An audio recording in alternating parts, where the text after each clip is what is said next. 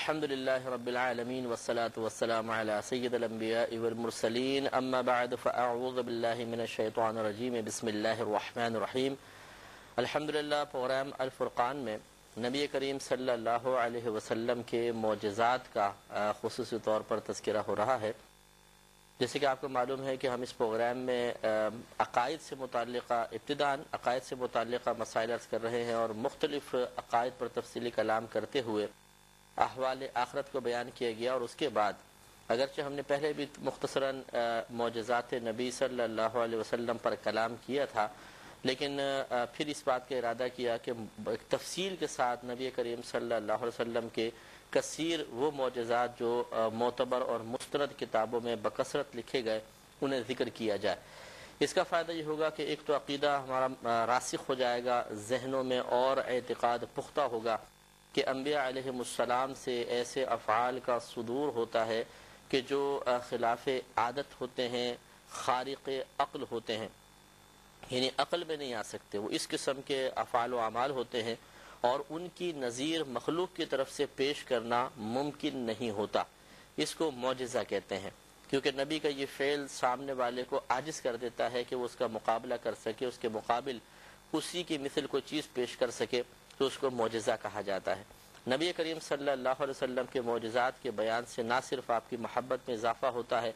دل آپ کے فضائل و کمالات کے اعتراف میں مزید سبقت حاصل کرتا ہے۔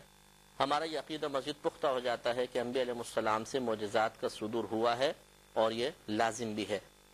کیونکہ بعض اوقات معجزات کا انکار بھی کر دیا جاتا ہے، حالانکہ فقہاء اسلام نے لکھا کہ معجزات کا انکار کرنا کفر ہوتا ہے، منع ہے، کیونکہ قرآن و حدیث سے ثابت ہیں انبیاء علیہ السلام سے اس قسم کے افعال کا صدور، تو اس کا انکار نہیں کرنا چاہیے۔ تو نبی کریم صلی اللہ علیہ وسلم کے معجزات بیان کرتے ہوئے ہم آخر میں جو حدیث بیان کر رہے تھے، مسلم کی روایت تھی کہ غزوہ حنین میں نبی کریم صلی اللہ علیہ وسلم تشریف لے گئے، اور جس وقت کفار نے سخت حملہ کیا تو مسلمانوں کے قدم اکھڑ گئے اور وہ پیچھے کو ہٹے، تو نبی کریم صلی اللہ علیہ وسلم نے پھر آواز دلوا کے سب کو بلایا، اور آپ نے ایک مٹھی کنکر یا ریت پکڑ کر وہ کفار کی طرف پھینکی تو سب پر جا کر پڑی، اور وہ سب کے سب پلٹ گئے اور مسلمانوں کو فتح ہوئی۔ اس میں جو آخری حصہ چل رہا تھا ہمارا وہ یہ تھا کہ راوی کہتے ہیں کہ واللہ اذا احمر البأس، کہ جب سخت جنگ ہوتی تھی، نتقی بہ، تو ہم نبی کریم صلی اللہ علیہ وسلم کی پناہ لیتے تھے۔ یہ بہت بہترین بات ہے کہ دیکھیں اللہ تبارک و تعالیٰ سے ہی انسان کو لو لگانی چاہیے، اللہ کی طرف ہی رجوع کرنا چاہیے، اس کی توجہ، اس کا استغراق اللہ تبارک و تعالیٰ کی جانب ہی ہونا چاہیے۔ لیکن صحابہ کرام کے عمل سے ثابت ہوا کہ وہ حالت جنگ میں جب سخت مشکل پریشانی آتی تھی تو رسول کریم صلی اللہ علیہ وسلم کی طرف متوجہ ہوتے اور آپ کی پناہ لیتے تھے۔ پناہ لینے کا مطلب یہ ہے کہ آپ کے قریب آتے، آپ کے پیچھے ہو جاتے، کیونکہ نبی کریم شجاعت، بہت ہی شجاعت میں سب سے زیادہ تھے آپ، تو آپ آگے بڑھتے تھے اور صحابہ کرام قریب آ کر حوصلہ حاصل کرتے تھے۔ یوں نہیں تھا کہ تلواریں رکھ کر اور آپ کے اونٹنے کے پیچھے یا جانور کے پیچھے آ کے، جانور مبارکہ کے پیچھے آ کے بیٹھ جاتے ہوں گھبرا کے، ڈر کے، ایسا نہیں، ڈرتے نہیں تھے، بلکہ وہ نبی کریم کے قریب آ کر آپ کی برکات سے فیض یاب ہو کر ہمت حاصل کرتے تھے اور پھر پورے جوش کے ساتھ مقابلہ ہوتا تھا۔ تو یہ معلوم ہوا کہ نبی کریم صلی اللہ علیہ وسلم کی طرف توجہ کرنا، مشکل میں آپ سے سہارا حاصل کرنا، اپنے قلب کو تقویت فراہم کرنا، یہ صحابہ کرام علیہم رضوان کا طریقہ ہے، اور معاذ اللہ یہ اللہ کو چھوڑنا نہیں ہے۔ یہ غلط ایک ہماری تھنکنگ ہے کہ ہم یہ سوچیں کہ اگر نبی کریم صلی اللہ علیہ وسلم کی طرف توجہ کی جائے، اپنی مشکلات اور پریشانی میں آپ کو وسیلہ بنایا جائے، تو شاید ہم نے اللہ کو چھوڑ کر آپ کی طرف بڑھنے کی جسارت کی ہے۔ حالانکہ اللہ کو چھوڑنا تو اس وقت لازم آئے جب نبی کریم صلی اللہ علیہ وسلم کا تعلق اللہ سے منقطع ہوگا، معاذ اللہ ثم معاذ اللہ۔ تو یہ اللہ کو چھوڑنا نہیں ہے، بلکہ اللہ تعالیٰ سے تعلق مضبوط کرنے کے لیے نبی کریم صلی اللہ علیہ وسلم کو وسیلہ بنانا ہے۔ اور ان معجزات میں آپ یہ بار بار ملاحظہ کریں گے کہ صحابہ کرام علیہم رضوان نے نبی کریم صلی اللہ علیہ وسلم کی طرف توجہ کر کے اللہ تبارک و تعالیٰ سے تعلق کو مضبوط سے مضبوط تر کیا ہے، جس پر آسمان سے کوئی وعید نازل نہیں ہوئی، اللہ تبارک و تعالیٰ نے کوئی ناراضگی کا اظہار نہیں کیا، بلکہ ہمیشہ ان کی درجات کی بلندی کا سامان ہوا، ان کو اللہ تبارک و تعالیٰ نے مزید تقوی پرہیزگاری سے نوازا اور اللہ تعالیٰ نے ان کے نامہ اعمال کو نیکیوں سے بھر دیا اور تائید غیبی ان کو حاصل ہوئی، غیبی امداد حاصل ہوئی۔ لہٰذا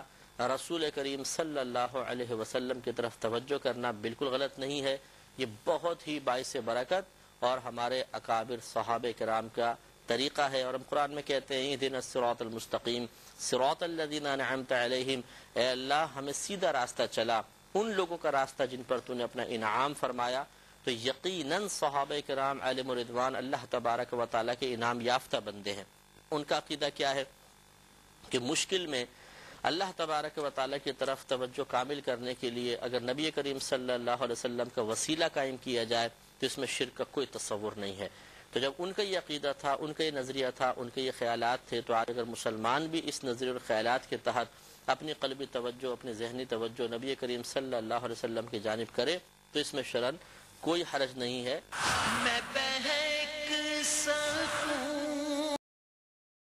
ہم ہر پروگرام میں تقریباً جہاں اس قسم کی بات آتی ہے کچھ قیودات کا تذکرہ کر دیتے ہیں، تو یہ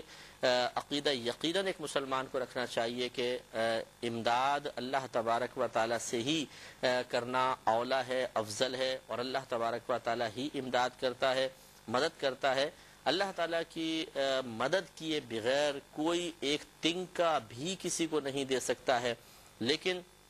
اللہ تعالیٰ کی عادت کریمہ ہے کہ وہ اپنے بندوں تک اپنے فیوض و برکات، اپنے انعامات، اپنی عنایتوں کو پہنچانے کے لیے دنیا کے اندر کوئی نہ کوئی وسیلہ قائم فرماتا ہے، اگرچہ وہ اس وسیلے کا محتاج نہیں ہے۔